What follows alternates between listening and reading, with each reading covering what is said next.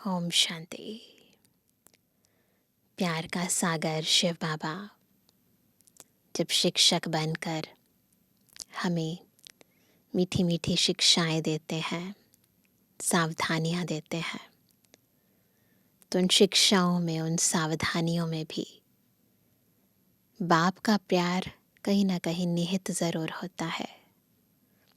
उस प्यार को यदि हम समझ जाएं तो बाबा जो सुनाते हैं, जो समझाते हैं, जो डायरेक्शन देते हैं, उन डायरेक्शंस को अपने जीवन में अमल में लाना, उन शिक्षाओं को यथार्थ रीति बुद्धि में धारण करना, बुद्धि को दिव्य बनाना बहुत सहज हो जाए। क्योंकि संसार में हर असंभव को संभव करने की जो शक्ति है वो प्यार है। जो निर्बल से निर्बल व्यक्ति को भी बलवान बना देता है वो प्यार है। इस प्यार की शक्ति से मनुष्य अपने जीवन के अंदर बड़े से बड़ा परिवर्तन कर लेता है, खुद को खत्म भी कर देता है और नीचे से ऊपर भी हो जाता है। तो ईश्वरीय शक्तियों का जो यथार्थ आधार है, ईश्वरीय प्राप्तियों का जो यथार्थ आधार है, वास्तव में ये प्यार है। तो जितना हम बाबा को दिल से अपना बना लेते हैं, इस प्यार को अपने जीवन में समा लेते हैं, उतना बाप समान बनना सहज अनुभव करने लगते हैं। तो सुनते हैं बाबा के प्यार भरे अमूल्य महावाक्य, मधुर महावाक्य। आज है 13 दिसंबर 2024। बाबा के महावाक्य हैं, मीठे बच्चे अपने लक्ष्य और लक्ष्यदाता बाप को याद करो। दो चीज़ें, एक है लक्ष्य, क्या बनना है, दूसरा जो लक्ष्य दे रहा है उस बाबा को याद करो तो दैवी गुण आ जाएंगे। किसी को दुख देना, ग्लानि करना, यह सब आसुरी लक्षण है। नोट करेंगे दो चीज़ें, दुख देना और ग्लानि करना। कभी किसी की ग्लानि नहीं करनी है ना। प्रश्न है, बाप का तुम बच्चों से बहुत ऊंचा प्यार है। प्यार है परंतु छोटा मोटा प्यार नहीं है, ऊंचा प्यार है। उसकी निशानी क्या है? उत्तर है बाप की जो मीठी मीठी शिक्षाएं मिलती हैं, यह शिक्षाएं देना ही उनके ऊंचे प्यार की निशानी है। बाप की पहली शिक्षा है, मीठे बच्चे श्रीमत के बगैर कोई उल्टा सुल्टा काम नहीं करना। दूसरा, तुम स्टूडेंट हो, तुम्हें अपने हाथ में कभी भी लॉ नहीं उठाना है। तुम अपने मुख से सदैव रत्न निकालो, पत्थर नहीं। ओम शांति। बाप बैठ बच्चों को समझाते हैं। अब इनको यानी लक्ष्मी नारायण को तो अच्छी रीति देखते हो। यह है एम ऑब्जेक्ट, अर्थात तुम इस घराने के थे। कितना रात दिन का फर्क है, इसलिए घड़ी घड़ी इनको देखना है। हमको ऐसा बनना है। इन्हों की महिमा तो अच्छी रीति जानते हो। यह पॉकेट में रखने से ही खुशी रहेगी। लक्ष्मी नारायण का चित्र पॉकेट में रखने से खुशी रहेगी। अंदर में दुविधा जो रहती है वह नहीं रहनी चाहिए। इसको देह अभिमान कहा जाता है। ये जो दुविधा होती है ना, इसका मतलब है कि बॉडी कॉन्शियसनेस है और देह अभिमान है ऊपर से। क्यों? क्योंकि जब देह भान आता है, देह अभिमान आता है तो मन द्वंद में होता है ना, कभी इस तरफ कभी उस तरफ। देही अभिमानी हो, इन लक्ष्मी नारायण को देखेंगे तो समझेंगे हम ऐसे बन रहे हैं। आत्मा समझ जाती है। बाकी देह में होंगे तो सोचेंगे हम ऐसे कैसे बन सकते हैं। तो इनको ज़रूर देखना पड़े। बाप समझाते हैं तुमको ऐसा बनना है। मध्याजी भव, मध्य में कौन है ना, विष्णु है ना। इनको देखो, याद करो। दृष्टांत बताते हैं ना, एग्जाम्पल देते हैं। उसने सोचा मैं भैंस हूँ, तो वह अपने को भैंस ही समझने लगा, है ना। कहते हैं जैसा सोचते हो वैसा बन जाते हो। तो एग्जाम्पल देते हैं कहानी के अंदर कि उसने कहा, लोग कहते थे, उसने भी खुद को भी कहने लगा मैं भैंस हूँ। तो कहता मैं दरवाजे से कैसे निकलूँ, मैं तो भैंस हूँ। तो समझने लगा। तुम जानते हो यह हमारा एम ऑब्जेक्ट है। अभी क्या समझना है, हम कौन हैं, हम वही हैं। ये लक्ष्मी नारायण हम ही थे, हम ही बनेंगे। हम यह बनने का है।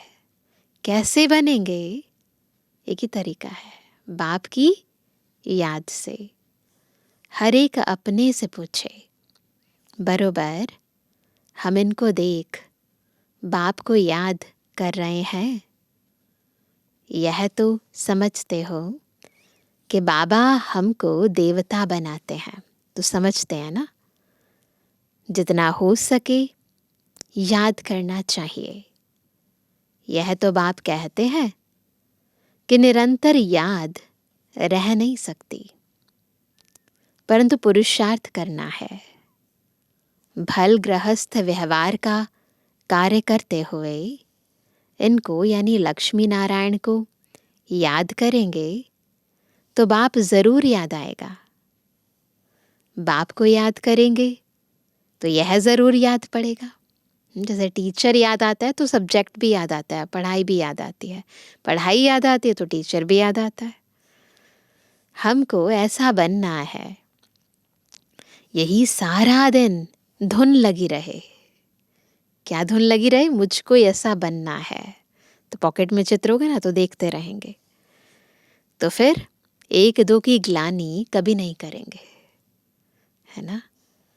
यह ऐसा है, फलाना ऐसा है, जो इन बातों में लग जाते हैं। इसे क्या कहते हैं, परदर्शन, पर चिंतन। तो मैंने कहा जो इन बातों में लग जाते हैं वह ऊंच पद पा नहीं सकेंगे। तो ये परदर्शन, पर चिंतन, परमत पतन की जड़ है। ऊंचा उठने नहीं देंगे, ऐसे ही रह जाते हैं। कितना सहज करके समझाया जाता है। इनको याद करो, बाप को याद करो, तो तुम यह बन ही जाएंगे। यहाँ तो तुम सामने बैठे हो। तो बाबा ने मधुबन में मुरली चलाई ना, तो वो कहते यहाँ तो तुम सामने बैठे हो। सभी के घर में यह लक्ष्मी नारायण का चित्र जरूर होना चाहिए। कितना एक्यूरेट चित्र है। इनको याद करेंगे तो बाबा याद आएगा, बनाने वाला भी तो याद आएगा ना। सारा दिन और बातों के बदले यही सुनाते रहो, फलाना ऐसा है, यह है। किसकी निंदा करना, इसको दुविधा कहा जाता है। किसी की भी निंदा करना, कहते इसको दुविधा कहा जाता है। तुम्हें अपनी दैवी बुद्धि बनाना है ना, ऐसी बुद्धि नहीं ना जिसके अंदर दूसरों की बुराइयां हैं। तो फिर द्वंद्व में रहेगी ना, निश्चय भी नहीं होगा कि मैं ये बन सकती हूँ, क्योंकि बुद्धि के अंदर व्यर्थ बातें हैं। किसको दुख देना, ग्लानि करना, चंचलता करना, यह स्वभाव नहीं होना चाहिए। 3 बातें नोट करेंगे, दुख देना, ग्लानि करना, चंचलता करना। इसमें तो आधा कल्प रहे हो, है ना। आधा कल्प यही तो किया है हमने। अभी तुम बच्चों को कितनी मीठी शिक्षा मिलती है। इनसे ऊंच प्यार दूसरा कोई होता नहीं। जितना बाबा हमसे प्यार करते हैं ना, इससे ऊंचा प्यार कोई नहीं कर सकता। कोई भी उल्टा सुल्टा काम श्रीमत बगैर नहीं करना चाहिए। बाप ध्यान के लिए भी डायरेक्शन देते हैं, है ना। कहीं ध्यान में जाते हैं, ट्रांस में जाते हैं, तो उनके लिए डायरेक्शन देते हैं, सिर्फ भोग लगा कर आओ। उस समय ज़्यादा जाते थे, इसीलिए बाबा को स्पेशली डायरेक्शन देनी पड़ी।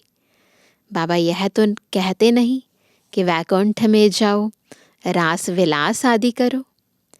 दूसरी जगह गए तो समझो माया की प्रवेशता हुई। माया का नंबर 1 कर्तव्य है। क्या है माया का कर्तव्य? पतित बनाना। बाबा का कर्तव्य पावन बनाना, और माया का पतित बनाना। बेकायदे चलन से नुकसान बहुत होता है। हो सकता है फिर कड़ी सजाएं भी खानी पड़े। अगर अपने को संभालेंगे नहीं तो। बाप के साथ साथ धर्मराज भी है, उनके पास बेहद का हिसाब किताब रहता है। रावण की जेल में कितना वर्ष सजाएं खाई हैं। इस दुनिया में कितना अपार दुख है ना। द्वापर से लेकर अब तक, है ना, दुखदाई कर्म करते करते, परमत पर चलते चलते, रावण की मत पर चलते चलते कितना दुख उठाया है। तो बाबा कहते हैं, अभी बाप कहते हैं, और सब बातें भूल एक बाप को याद करो, और सभी दुविधा अंदर से निकाल दो। जो अंदर दुविधाएं हैं सब निकाल दो। विकार में कौन ले जाते हैं? माया के भूत। तुम्हारा एम ऑब्जेक्ट है ही यह राजयोग, है ना। बाप को याद करने से यह वर्षा मिलेगा, तो इस धंधे में लग जाना चाहिए। किचड़ा सारा अंदर से निकाल देना चाहिए। माया की पराकाष्ठा भी बहुत कड़ी है, परंतु उनको उड़ाते रहना है। आए उड़ा दो। जितना हो सके याद की यात्रा में रहना है। अभी तो निरंतर याद हो ना सके, आखिरीन निरंतर तक भी आएंगे, तभी ऊंच पद पाएंगे। तो ऐसी याद की यात्रा हो, निरंतर, टूटे ही नहीं। अगर अंदर दुविधा, खराब ख्यालात होंगे तो ऊंच पद मिल नहीं सकता। माया के वश होकर ही हार खाते हैं। बाप समझाते हैं, बच्चे गंदे काम से हार मत खाओ। निंदा आदि करते तो तुम्हारी बहुत बुरी गति हो गई है। अभी सदगति होती है तो बुरे कर्म मत करो। बाबा देखते हैं माया ने गले तक ग्रास यानी हप कर लिया है, पता भी नहीं पड़ता है, एहसास ही नहीं होता कि हम कुछ गलत कर रहे हैं। खुद समझते हैं हम बहुत अच्छा चल रहे हैं, परंतु नहीं। बाप समझाते हैं, मनसा वाचा कर्मणा, मुख से रत्न ही निकलने चाहिए।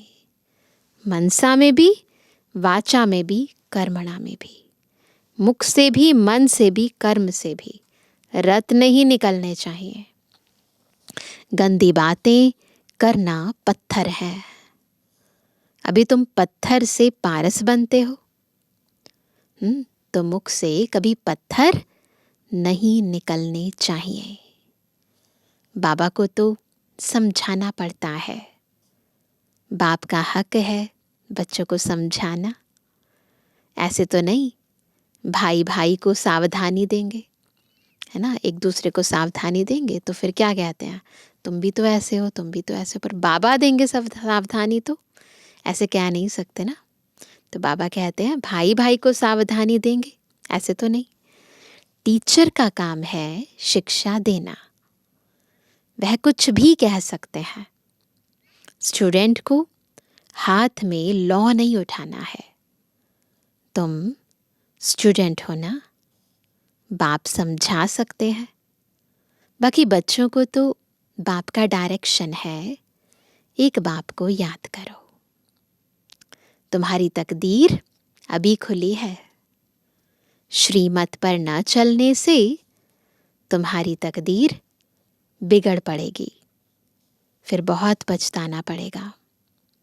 बाप की श्रीमत पर न चलने से एक तो सजाएं खानी पड़े, दूसरा पद भी भ्रष्ट, जन्म जन्मांतर कल्प कल्पांतर की बाजी है। बाप आकर पढ़ाते हैं तो बुद्धि में रहना चाहिए, बाबा हमारा टीचर है, जिनसे यह नई नॉलेज मिलती है कि अपने को आत्मा समझो। आत्माएं और परमात्मा का मेला कहा जाता है ना, 5000 वर्ष बाद मिलेंगे। इसमें जितना वर्षा लेना चाहो ले सकते हो, खुली छुट्टी है।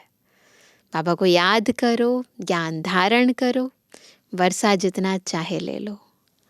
नहीं तो क्या होगा, अगर अभी नहीं तो फिर क्या होगा, नहीं तो बहुत बहुत पछताएंगे, रोएंगे, सब साक्षात्कार हो जाएगा। स्कूल में बच्चे ट्रांसफ़र होते हैं तो पिछाड़ी में बैठने वालों को सभी देखते हैं, है ना। पहले तो ऐसे ही होता था ना, जो बच्चे पढ़ाई में ज़्यादा अच्छे नहीं होते थे तो वो पीछे बैठ जाते थे। यहाँ भी ट्रांसफ़र होते हैं, तुम जानते हो। यहाँ शरीर छोड़कर फिर जाए सतयुग में प्रिंस के कॉलेज में भाषा सीखेंगे, निश्चय है ना इस बात पर। यहाँ से जाएंगे फिर प्रिंस के कॉलेज में भाषा सीखेंगे। वहाँ की भाषा तो सभी को पढ़नी पड़ती है, मदर लैंग्वेज। बहुतों में पूरा ज्ञान नहीं है, फिर पढ़ते भी नहीं है रेगुलर। 1-2 बार मिस किया तो आदत पड़ जाती है मिस करने की। संग है माया के मुरीदों का। क्यों मिस करते हैं? क्योंकि संग अच्छा नहीं है, माया के मुरीदों का संग है। शिव बाबा के मुरीद थोड़े हैं, बाकी सब है माया के मुरीद।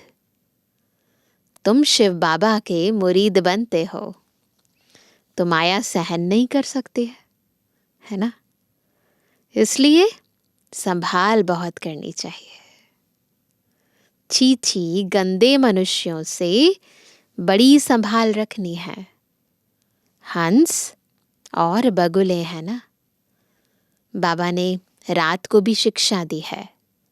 सारा दिन कोई ना कोई की निंदा करना, पर चिंतन करना, इनको कोई दैवी गुण नहीं कहा जाता है। देवताएं ऐसा काम नहीं करते हैं। बाप कहते हैं बाप और वर्षे को याद करो, फिर भी निंदा करते रहते हैं। निंदा तो जन्म जन्मांतर करते आए हो, है ना। दुविधा अंदर रहती ही है। यह भी अंदर मारा मारी है, जैसे अंदर टग ऑफ वॉर चलती है, दुविधा। एक तरफ बाबा की श्रीमत, दूसरा रावण की मत, दोनों चल रही होती है अंदर। वो कहते ये अंदर मारा मारी है। मुफ्त अपना खून करते हैं, बहुतों को घाटा डालते हैं। जैसे अपना ही, अपने स्वधर्म का, अपने ओरिजिनल नेचर का, है ना, उसी का ही जैसे खून कर देते हैं। तो अपने नेचर के अगेंस्ट काम करते हैं तो फिर एक तरह से खून करना हुआ। बहुतों को घाटा डालते हैं, फलाना ऐसा है, इसमें तुम्हारा क्या जाता है? सबका सहायक एक बाप है। तो बाबा बैठा है ना, तो हमें नहीं सोचना है, अभी तो श्रीमत पर चलना है। मनुष्य मत तो बड़ा गंदा बना देती है, एक दो की ग्लानि करते रहते हैं। ग्लानि करना यह है माया का भूत, यह है ही पतित दुनिया। तुम समझते हो कि हम अभी पतित से पावन बन रहे हैं, तो यह बड़ी खराबियां हैं। समझाया जाता है, आज से अपना कान पकड़ना चाहिए। सॉरी करते हैं ना, तो कान पकड़ना चाहिए, कभी ऐसा कर्म नहीं करेंगे। कुछ भी अगर देखते हो तो बाबा को रिपोर्ट करनी चाहिए। बाबा के कमरे में जाओ, बाबा को बता दो, है ना। तुम्हारा क्या जाता है? तुम एक दो की ग्लानि क्यों करते हो? बाप सुनता तो सब कुछ है ना। बाप ने कानों और आँखों का लोन लिया है ना, अभी तो और ज़्यादा सुनता है, क्योंकि अव्यक्त बाप दादा है ना। तो अभी बाबा देखता भी है, सुनता भी है, बच्चे क्या करते हैं सब कुछ नोट करते हैं बाबा। बाप भी देखते हैं तो यह दादा भी देखते हैं।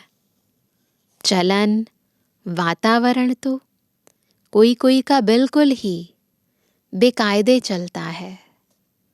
जिनका बाप नहीं होता है उनको छोरा कहा जाता है। वह अपने बाप को भी नहीं जानते, याद भी नहीं करते हैं।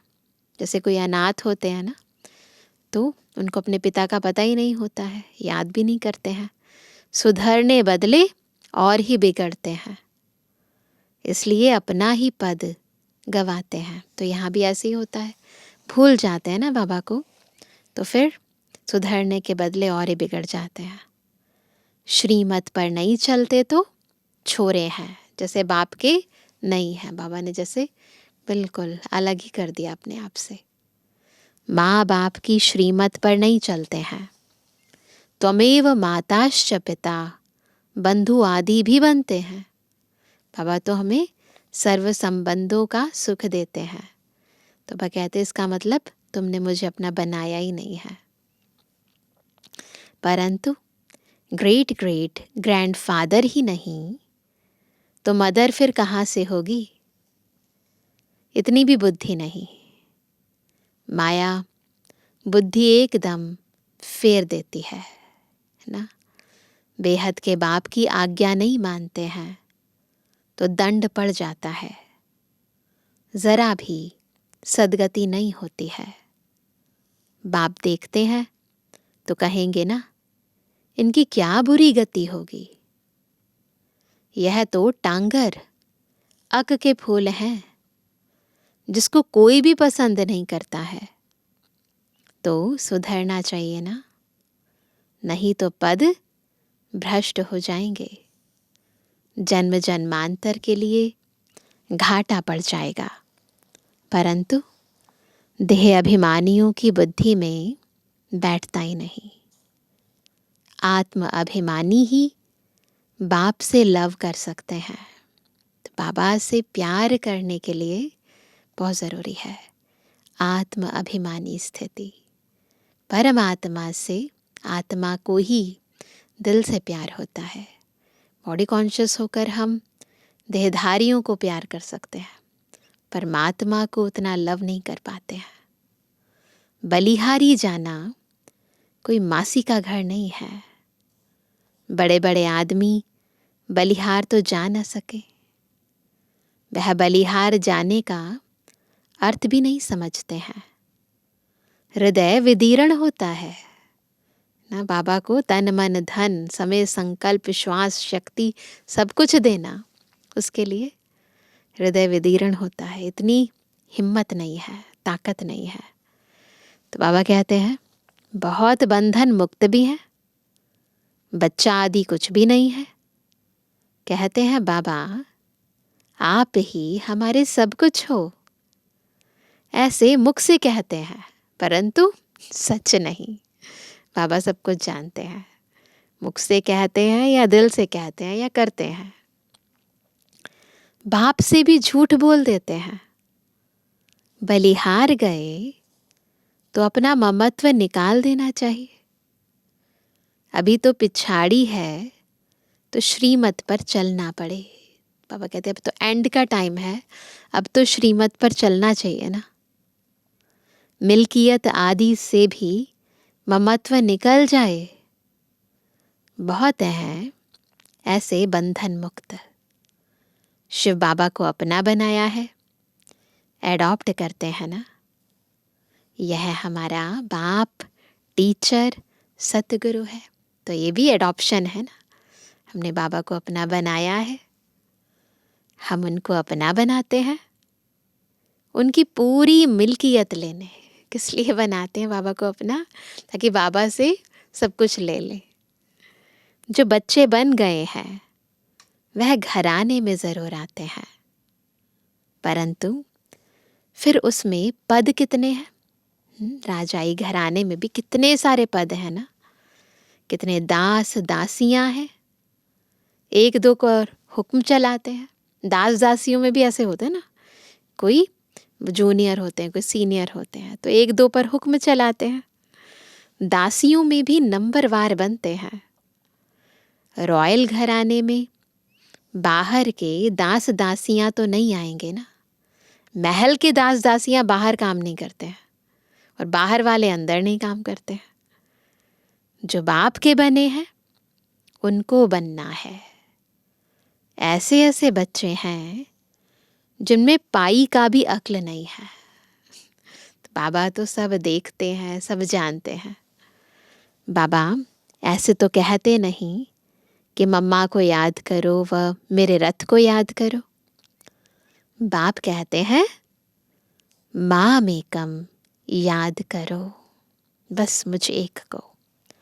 देह के सब बंधन छोड़ अपने को आत्मा समझो। बाप समझाते हैं कि प्रीत रखनी है तो एक से रखो, तब बेड़ा पार होगा। क्या समझाते हैं बाबा? अगर प्रीत रखनी है तो एक से रखो और किसी से नहीं। बाप के डायरेक्शन पर चलो। मोहजीत राजा की कथा भी है ना। पहले नंबर में है बच्चे। बच्चा तो मिल्कियत का मालिक बनेगा, स्त्री तो हाफ पार्टनर है, बच्चा तो फुल मालिक बन जाता है। तो इसीलिए पहले बाबा को अपना बाबा बनाना है ताकि बाबा की सारी प्रॉपर्टी ले लें। तो बुद्धि उस तरफ जाती है। बाबा को फुल मालिक बनाएंगे तो यह सब कुछ तुमको दे देंगे। बाबा थोड़ा ना कुछ रखेगा, बाबा तो अपना भी सब कुछ आपको दे देगा। लेन देन की बात ही नहीं, यह तो समझ की बात है ना। बाबा बच्चों का क्या लेकर करेंगे, है ना। बच्चों को ही सब कुछ देने के लिए बाप आया है ना। भल तुम सुनते हो फिर दूसरे दिन भूल जाता है। बुद्धि में रहेगा तो दूसरों को भी समझा सकेंगे। इसीलिए बार बार बाबा कहते हैं केवल ज्ञान सुनो नहीं, बार बार मनन करो, मंथन करो, रिवाइज करो, रियलाइज करो, तब बुद्धि में बैठेगा और फिर अमल कर सकेंगे। बाप को याद करने से तुम स्वर्ग के मालिक बनेंगे। यह तो बहुत सहज है। मुख चलाते रहो, एम ऑब्जेक्ट बताते रहो। विशाल बुद्धि तो झट समझेंगे। अंत में यह चित्र आदि ही काम आएंगे। इसमें सारा ज्ञान भरा हुआ है। लक्ष्मी नारायण और राधे कृष्ण का आपस में क्या संबंध है यह कोई नहीं जानता। दुनिया में तो कोई भी नहीं जानते कि लक्ष्मी नारायण और राधे कृष्ण का क्या संबंध है ना। अभी हम तो जानते हैं लक्ष्मी नारायण तो ज़रूर पहले प्रिंस होंगे, है ना। पहले तो प्रिंस होंगे ना। तो वही राधे कृष्ण बाद में लक्ष्मी नारायण बनते हैं जब राजगद्दी पर बैठते हैं। बैगर टू प्रिंस है ना, बैगर टू किंग नहीं कहा जाता। तो अभी हम बैगर से पहले प्रिंस बनते हैं, फिर प्रिंस से किंग बनते हैं, प्रिंस के बाद ही किंग बनते हैं। यह तो बहुत ही सहज है, परंतु माया कोई को पकड़ लेती है। किसकी निंदा करना, ग्लानि करना, यह तो बहुतों की आदत है। और तो कोई काम है ही नहीं। बाप को कभी याद नहीं करेंगे, एक दो की ग्लानि का धंधा ही करते हैं। यह है माया का पाठ। तो माया का पाठ बहुत जल्दी समझ में आ जाता है, बाबा का पाठ नहीं आता है। बाप का पाठ तो बिल्कुल ही सीधा है। पिछाड़ी में यह सन्यासी आदि जागेंगे, कहेंगे कि ज्ञान है तो इन बीके में है। कुमार कुमारियां तो पवित्र होते हैं, प्रजापिता ब्रह्मा के बच्चे हैं। हमारे में कोई खराब ख्याल भी नहीं आना चाहिए। तो ये स्मृति में रहे कि हम कौन हैं। ब्रह्मा की संतान है, शिव बाबा की संतान है, तो ख्यालों में भी कोई खराबी नहीं होनी चाहिए। बहुतों को अभी भी खराब ख्यालात आते हैं, फिर इसकी सज़ा भी बहुत कड़ी है। बाप समझाते तो बहुत हैं, अगर कुछ चाल तुम्हारी फिर खराब देखी तो यहाँ रह नहीं सकेंगे। थोड़ी सज़ा भी देनी होती है। तुम लायक नहीं हो, बाप को ठगते हो, तुम बाप को याद नहीं कर सकेंगे। अवस्था सारी गिर जाती है। अवस्था गिरना ही सजा है ना। सजा कैसे मिलती है? जब आंतरिक स्थिति गिर जाती है। श्रीमत पर न चलने से अपना पद भ्रष्ट कर देते हैं। बाप के डायरेक्शन पर न चलने से और ही भूत की प्रवेशता होती है। बाबा को तो कभी कभी ख्याल आता है, कहीं बहुत बड़ी कड़ी सजाएं अभी ही शुरू ना हो जाएं। सजाएं भी बहुत गुप्त होती है ना। तो ये जो सज़ा मिलती है ना, ये प्रत्यक्ष रूप में ऐसे दिखाई नहीं देती जैसे दुनिया में लोग एक दूसरे को सजा देते हैं। जब अंदर से आत्मा की अवस्था नीचे गिरती है, अंदर से तकलीफ होती है, दुख होता है, पता चलता है जैसे सज़ा मिल रही है। अब कहते हैं कहीं कड़ी पीड़ा ना आए। बहुत गिरते हैं, सज़ा खाते हैं। बाप तो सब इशारे में समझाते रहते हैं। तो सारी मुरली में बाबा ने बहुत कड़े इशारे दिए हैं। अपनी तकदीर को लकीर बहुत लगाते हैं, इसलिए बाप खबरदार करते रहते हैं। अभी गफलत करने का समय नहीं है, अपने को सुधारो। अंत घड़ी आने में कोई देरी नहीं है। अच्छा, मीठे मीठे स्वर से एबल आज्ञाकारी बच्चों पर माता पिता बाप दादा का याद। Good morning.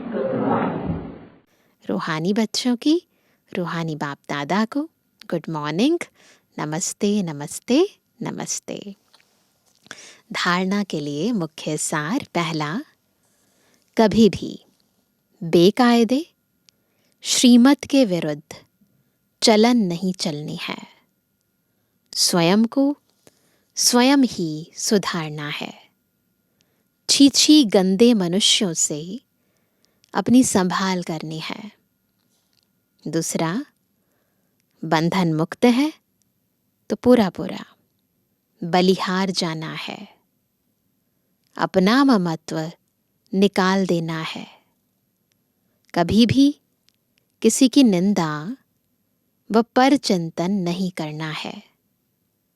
गंदे खराब ख्यालातों से स्वयं को मुक्त रखना है। वरदान है, समर्थ स्थिति का स्विच ऑन कर व्यर्थ के अंधकार को समाप्त करने वाले अव्यक्त फरिश्ता भव। अव्यक्त फरिश्ता कैसे बनेंगे? जब समर्थ स्थिति का स्विच ऑन करेंगे और व्यर्थ के अंधकार को समाप्त करेंगे। तो जो व्यर्थ है ना, इस वेस्ट का वेट है जो हमें फरिश्ता बनने नहीं देता है। तो मैंने कहा कि जैसे स्थूल लाइट का स्विच ऑन करने से अंधकार समाप्त हो जाता है, ऐसे समर्थ स्थिति है स्विच। इस स्विच को ऑन करो तो व्यर्थ का अंधकार समाप्त हो जाएगा। एक एक व्यर्थ संकल्प को समाप्त करने की मेहनत से छूट जाएंगे। जब स्थिति समर्थ होगी तो महादानी वरदानी बन जाएंगे। आंतरिक स्थिति समर्थ होगी तो दूसरों को भी दान कर पाएंगे, महादानी, और धीरे धीरे वरदानी भी बन जाएंगे ना। तो केवल स्थूल मदद नहीं करेंगे, शक्तियों की भी मदद करेंगे। केवल ज्ञान दान नहीं करेंगे, गुण और शक्तियां भी दान करेंगे, क्योंकि दाता का अर्थ ही है समर्थ। समर्थ ही दे सकता है, और जहां समर्थ है वहां व्यर्थ खत्म हो जाता है। तो यही अव्यक्त फरिश्तों का श्रेष्ठ कार्य है। क्या करते हैं फरिश्ते? देते हैं, महादानी होते हैं, वरदानी होते हैं। परंतु उससे पहले फरिश्ते बनने के लिए सर्वसमर्थ बनना पड़ेगा। स्लोगन है, सत्यता के आधार से सर्व आत्माओं के दिल की दुआएं प्राप्त करने वाले ही भाग्यवान आत्मा है। कैसे बनते हैं भाग्यवान? जब सत्यता के आधार से सर्वात्माओं की दुआएं प्राप्त करते हैं। अभी सुनते हैं आज का अव्यक्त इशारा। जो संतुष्ट मणियां है वह मन से, दिल से, सर्व से, बाप से, ड्रामा से सदा संतुष्ट होंगी। उनके मन और तन में सदा प्रसन्नता की लहर दिखाई देगी। चाहे कोई भी परिस्थिति आ जाए, चाहे कोई आत्मा हिसाब किताब चुकतू करने वाली सामना करने भी आती रहे, चाहे शरीर का कर्म भोग सामना करने आता रहे, लेकिन हद की कामना से मुक्त आत्मा संतुष्टता के कारण सदा प्रसन्नता की झलक में चमकता हुआ सितारा दिखाई देगी। तो क्या बनना है? संतुष्ट मणि, सदा प्रसन्न चित्त। अच्छा, ओम शांति।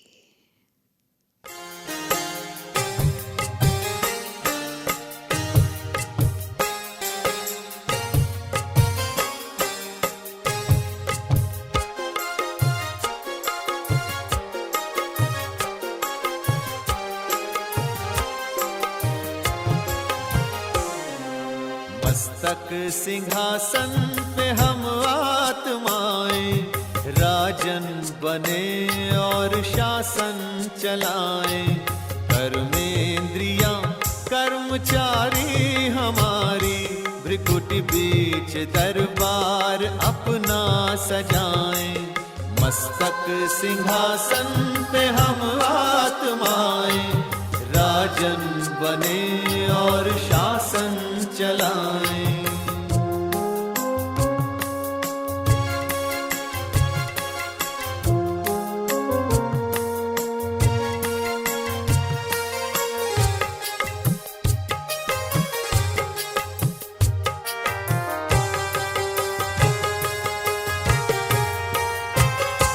करे मंत्रणा मिलके मन मंत्री से, समाचार पूछे सजग संतरी से।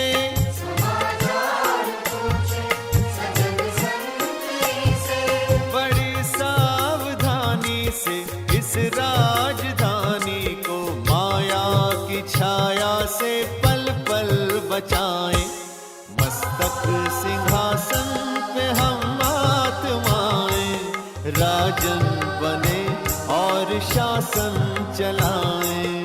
कर्मेंद्रियां कर्मचारी हमारी, त्रिकुटी बीच दरबार अपना सजाएं।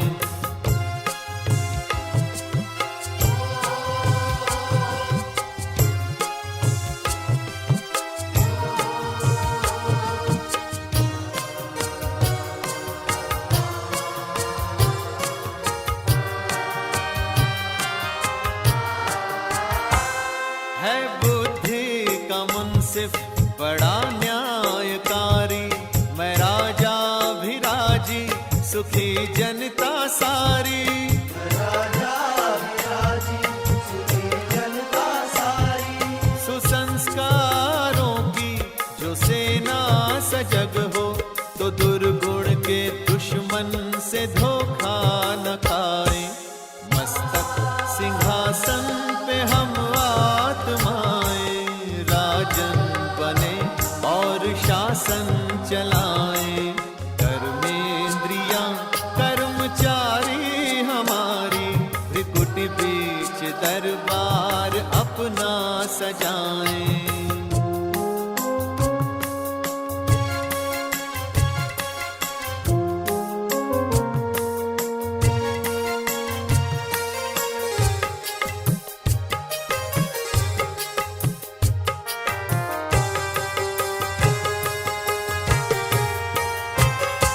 खुदा दोस्त की हम पे है छत्र छाया, कि खोया हुआ राज फिर से दिलाया। खोया हुआ राज फिर से दिलाया, उपकार उसने किए हम पे इतने, कि आभार धरती गगन मिल के गाएं। मस्तक सिंहासन पे हम आत्माएं, राजन बने और शासन चलाएं। कर्मेंद्रियां कर्मचारी हमारी, त्रिकुटी बीच दरबार अपना सजाएं।